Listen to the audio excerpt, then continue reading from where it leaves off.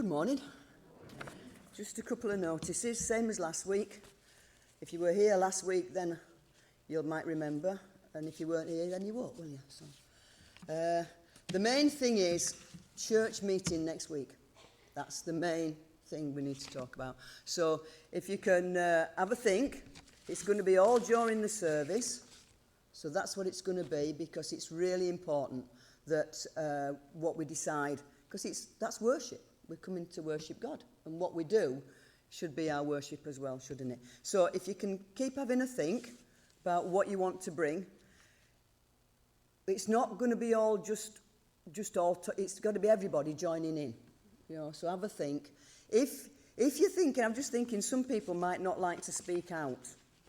Some people are really quiet like me, and they don't like to say anything. But if you don't like to speak out, if you've got something to say before the day or something like that, have a word with one of the elders or somebody else and ask them if they'll say it for you.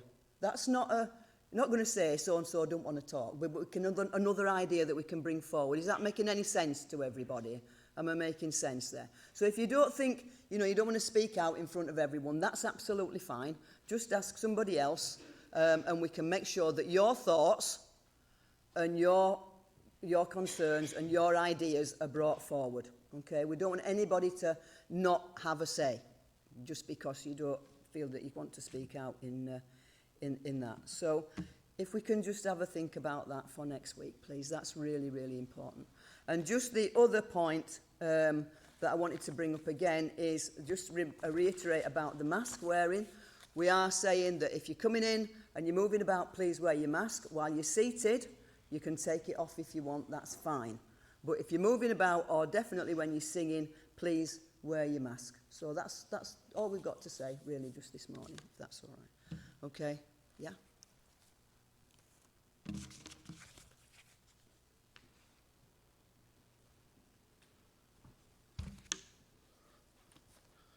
And a reminder that if you give to the offertory through the envelopes or loose cash, the plates at the front, and if you'd like to put anything in there at any point in the service, feel free.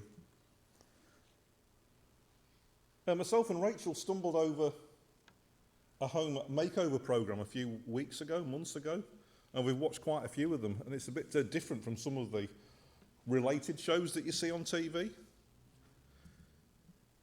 It's a family who have got issues with their house in terms of space or configuration. The kids are getting older and there's no room, etc. It can be small houses, large houses, they've got a budget. And there's two architects. They listen to what the family wants and needs, and then the two architects separately design something. And in some cases, it's like a major overhaul. They level stuff, they remove walls and things. But the powerful thing about the program is that they use virtual reality headsets so that people can imagine what these designs might look like. And as a result of being able to imagine it in virtual reality, they go beyond what was in their wildest dreams before they started, because they've started to see what it might look like. I just think it's an amazing program, and I wanted to draw a parallel with what we're doing as a church next week in church meeting.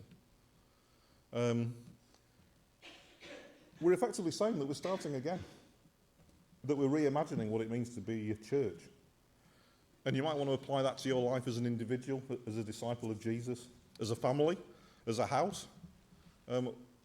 If we're reimagining the church, are we reimagining our life as a disciple? Are we reimagining our life as families, as households, whoever's in your household? Let's just watch a trailer for the series.